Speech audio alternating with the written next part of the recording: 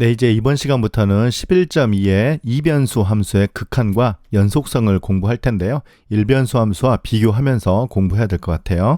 내용을 크게 3개로 나눴는데요. 첫 번째는 이 이변수 함수의 극한의 정확한 정의에 대해서 공부할 거고요.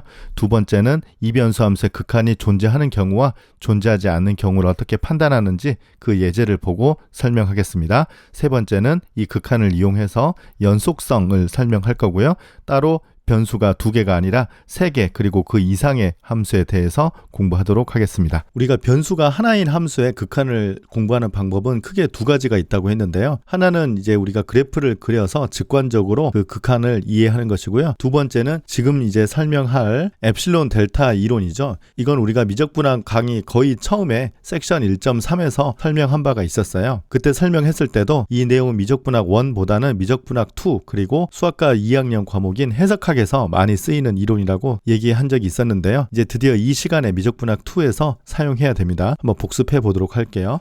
x가 a로 다가갈 때 fx의 극한이 l이다 라는 것을 우리가 어떻게 정의하느냐면 임의의 엡실론에 대해서 어떠한 델타가 존재하는데 x-a의 크기가 델타보다 작고 0보다 크게 되면 이 뜻은 무슨 말이냐면 a가 여기 있고요. x가 여기 있고 이 길이가 이제 델타라고 했을 때 x 빼기 a의 크기가 델타보다 작다라는 것은 이 길이가 델타인 이 구간 안에 x가 있다라는 뜻이죠. 그래서 x가 이 구간에 있을 때 fx-l의 크기가 엡실론보다 작다. 이거는 여기가 l이 있고요. 이 구간의 길이가 전부 다 엡실론이에요. 그래서 l-엡실론부터 l 플러스 엡실론 이 사이에 fx가 존재하도록 이 델타를 찾을 수 있으면 우리가 x가 a로 갈 때 fx의 극한이 l이다 라고 정의했었습니다. 그래서 이거는 성질이 아니고요. 이것은 정의입니다. 그래서 임의의 엡실론에 대해서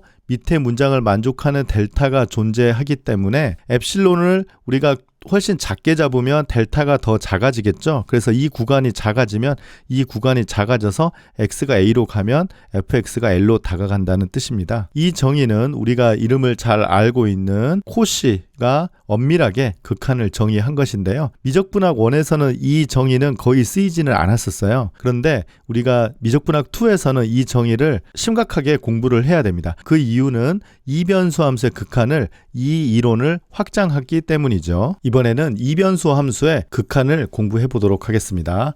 기호를 이렇게 쓰는데요. fxy가 있고 x, y가 a, b로 다가갈 때 fxy의 극한을 l이라고 하자. 이 식의 정의가 어떻게 되느냐면요. 임의의 엡실론에 대해서 어떤 델타가 존재하는데 여기까지는 일변수 정의와 똑같죠. 사실 이 밑에 철학도 거의 비슷합니다. 일변수에서는 우리가 다가가고자 하는 a와 변수 x의 거리가 델타보다 작다라고 했는데요. 여기에서는 다가가고자 하는 점은 a, b이고 다가가는 점이 x, y니까 a, b와 x, y의 거리가 어떤 델타보다 작다 그 정의이거든요. 그래서 이 거리라는 것은 x-a의 제곱 더하기 y-b의 제곱에다가 루트 씌워주면 되잖아요.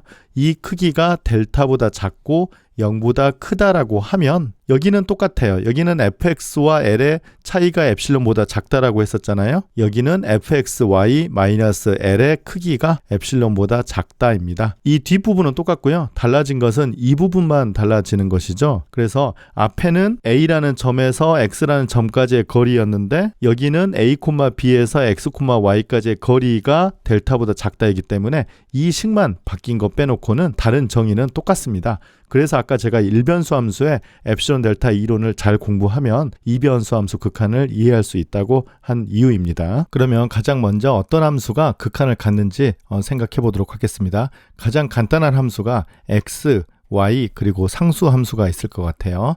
그래서 x, y가 a, b로 갈 때 x가 a로 가는 것을 방금 설명했던 이 엡실론 델타 정의로 설명해 보도록 하겠습니다. 가장 먼저 임의의 양수 엡실론을 선택하는 것이죠. 루트 x-a 제곱 더하기 y-b의 제곱이 델타보다 작을 때 이 델타는 마지막에 선택을 하는 거예요. 그래서 이 부분은 잠깐 비워두는 것이고요. fxy 빼기 l의 크기를 엡실론보다 작게 해야 되는데요. 지금 이 x라는 것이 fx x, y이고 a라는 것이 l이기 때문에 fxy에서 l을 뺀 것은 x에서 a를 뺀 것과 같죠. 그런데 우리가 알고 있는 가정은 루트 x-a제곱 더하기 y-b의 제곱이 델타보다 작다인데요. 이 값과 이 값을 비교를 이제 해봐야 될 것 같은데요. y-b의 제곱이 없으면 이 항과 이 항이 같잖아요. 그런데 y-b의 제곱은 0보다 크거나 같기 때문에 일반적으로 이 값이 이 값보다는 크거나 같죠. 그런데 우리가 가정하기를 델타보다 작다라고 가정했잖아요. 그런데 이 절대값 x-a가 엡실론보다 작아야 되니까요.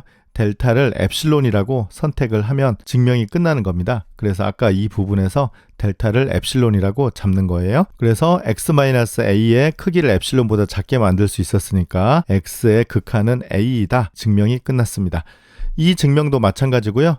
이 증명도 쉬우니까요. 네, 이 아규먼트에 맞춰서 각자 한번 해보기 바랍니다. 조금 전에 이 세 개의 극한에 대해서 설명했습니다. 그리고 이제 일변수 함수처럼 극한 법칙, 리밋 로가 성립하는데요. 여기에서는 정확하게 스테이트 하지 않고 개략적으로 얘기하겠습니다. 극한이 존재하는 함수들의 합, 그리고 상수 곱, 그리고 코어션트는 이제 몫인데요. 이때는 분모의 극한이 0이 아니어야 되겠죠. 합성, 이제 이런 것들도 전부 다 극한이 다시 존재한다는 겁니다. 그래서 이게 우리가 섹션 1.4에서 일변수 함수에 대해서는 리밋 로를 우리가 설명을 했었는데요. 네, 여기에서는 스테이트먼트나 프루프를 명확하게 하진 않고 이 x, y, 그리고 이 상수함수, 그리고 우리가 알고 있는 여러 가지 연속함수들의 합성도 역시 극한을 갖는다라고 생각하겠습니다. 그래서 폴리노미얼, 즉 다항함수이죠. 그리고 여러 가지 나이스 펑션이면 사인 함수, 지수 함수, 로그 함수 이제 그런 거예요. 그리고 레셔널 펑션은 이제 분모가 0이 될 수 있는데요. 분모의 극한이 0이 아닌 점에서는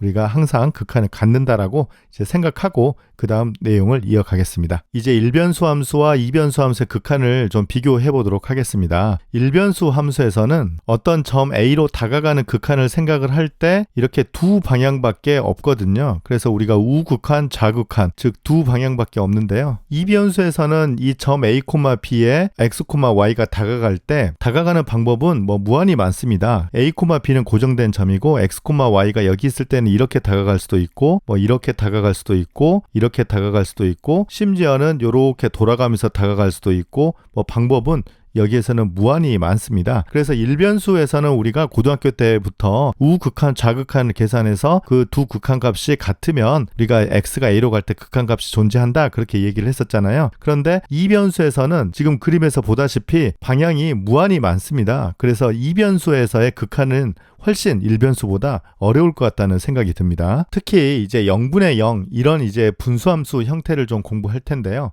일변수에서는 사실 이런 내용을 많이 공부를 했었고 그것의 대표적인 함수가 x분의 절대값 x이죠. 이 함수는 0의 오른쪽에서 이렇게 다가간다고 하면 여기에서는 값이 항상 1이잖아요. 그래서 이럴 때는 1이라는 값으로 항상 다가가고요. 왼쪽에서 x가 이렇게 다가올 때는 여기에서는 음수니까 이게 항상 마이너스 1이잖아요. 그래서 이쪽에서 다가갈 때와 이쪽에서 다가갈 때 서로 다른 값으로 다가가니까 이것은 극한값이 없는 것이죠. 이건 우리가 아마 고등학교 때 그리고 미적분학 1에서 극한을 공부할 때 항상 나오는 예제이죠. 그러면 이변수 함수에서 이런 성질을 갖는 함수가 뭐가 있느냐? x제곱 더하기 y제곱분의 x제곱 빼기 y제곱이에요.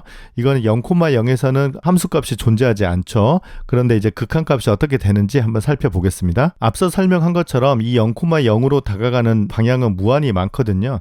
이 중에서 특별한 경우를 한번 생각해 보죠. 예를 들어서 이 x축을 따라갈 때 어떻게 되는지를 생각해 보겠습니다. 그러면 여기는 x, y가 0이 되는 거잖아요. 그러면 y 대신에 0 대입하면 1이 되는 거잖아요. 약분이 돼서. 그래서 이럴 때는 이 1이라는 점으로 항상 다가가게 되고요. 이번에는 이 축을 따라서 한번 와 보겠습니다. 그러면 여기 있는 점은 0, y가 돼요. 그래서 x 대신에 0을 대입해 버리면 마이너스 1이 되니까 이쪽을 따라가서 원점으로 갈 때는 마이너스 1이라는 점으로 다가간다고 생각할 수 있죠. 그래서 이 경우도 이 경우하고 거의 흡사하잖아요. 그래서 이럴 때는 이 함수의 극한은 존재하지 않는다라고 쓰면 되겠습니다. 그래서 이것을 모델 삼아서 우리 이변수 함수가 극한이 존재하지 않는 경우, 존재하는 경우를 정확하게 이제 설명하도록 하죠. 네, 먼저 이 fxy가 극한을 갖지 않을 때는 우리가 어떤 작전을 써야 되는지 정확하게 설명하도록 하겠습니다. a, b에서 극한을 생각을 하려고 하는데요. 어떤 패스가 있어요. 그래서 cy C1 방향으로 이렇게 우리가 간다라고 할게요. 이게 이제 C1이고 이 위에 X, Y가 있어서 이 어떤 패스, 이 경로를 따라서 이렇게 다가간다고 했을 때 극한이 L1으로 간다. 그래서 여기에 L1이라고 쓸게요. 그래서 이렇게 다가가면 이 fxy 값이 왔다 갔다 하다가 이 값으로 다가간다는 뜻이고요. 이번에는 또 다른 경로 이렇게 따라가서 C2라고 할게요. 그래서 x, y가 이 경로를 따라가서는 서로 다른 값 L2로 이렇게 다가간다고 할게요. 중요한 건 L1과 L2는 달라야 됩니다. 그래서 이러한 현상이 생기면 fxy는 a, b로 다가갈 때 극한이 존재하지 않는다. 그렇게 이해를 하면 될 것 같아요. 그래서 아까 이 경로를 가고 이 경로로 갈 때 서로 다른 값으로 가니까 이것은 극한이 존재하지 않는 겁니다. 그래서 다른 극한 값으로 가는 두 개의 경로만 찾으면 되는 거예요. 먼저 11.2의 첫 번째 내용에서는 이변수 함수의 극한의 정의에 대해서 공부를 해봤는데요.